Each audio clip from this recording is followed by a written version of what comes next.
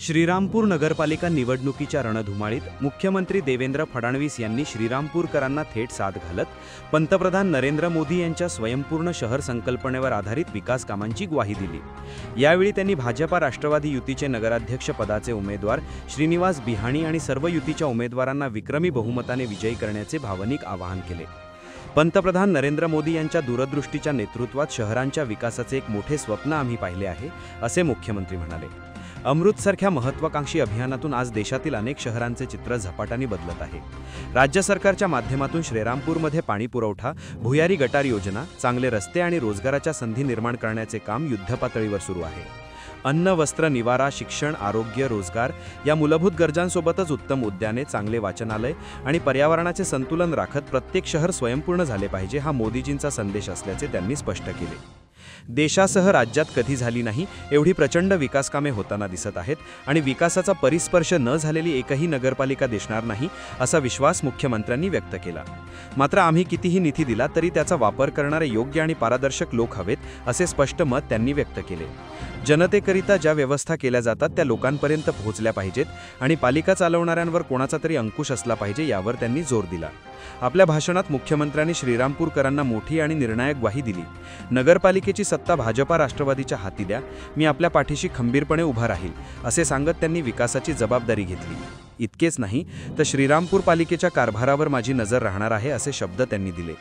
विकासाचा हा रथ असाच अखंडितपणे सुरू ठेवण्यासाठी जनतेने बिहाणी यांच्यासह युतीच्या उमेदवारांना प्रचंड मतांनी निवडून देऊन आपली साथ द्यावी अशी साध मुख्यमंत्री देवेंद्र फडणवीस यांनी यावेळी घेतली।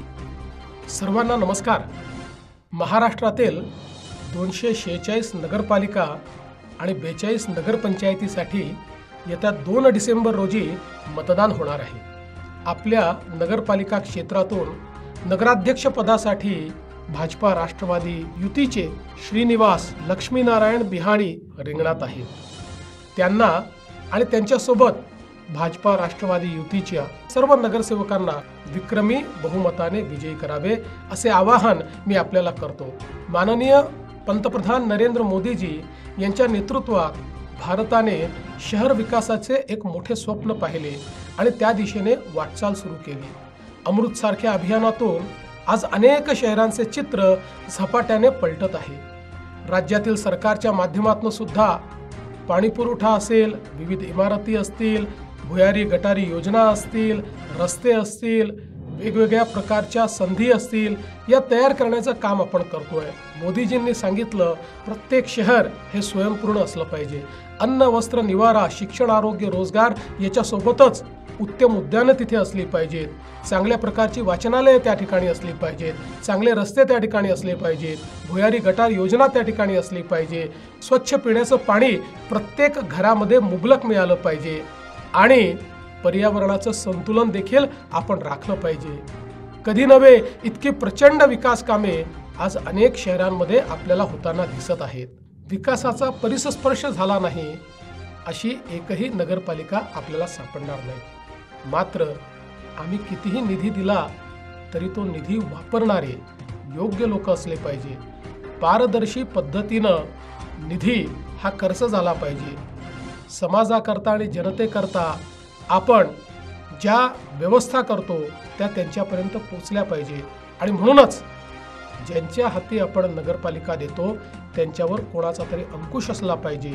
मी आपल्याला आश्वस्त करू इच्छितो, नगरपालिकेची सत्ता भाजपा राष्ट्रवादी युतीच्या हाती द्या, मी या नगरपालिकेच्या पाठीशी खंबीरपणे उभा आहे आणि त्याचसोबत त्या नगरपालिकेवर अंकुश म्हणून देखील माझी नजर राहणार आहे।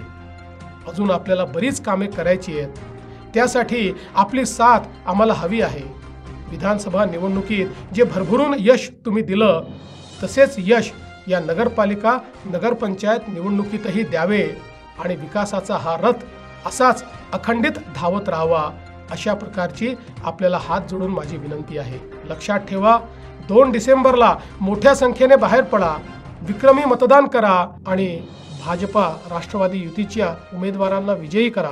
जय हिंद, जय महाराष्ट्र। याविषयी एस न्यूज मराठी वाहिनीने घेतलेला स्पेशल रिपोर्ट।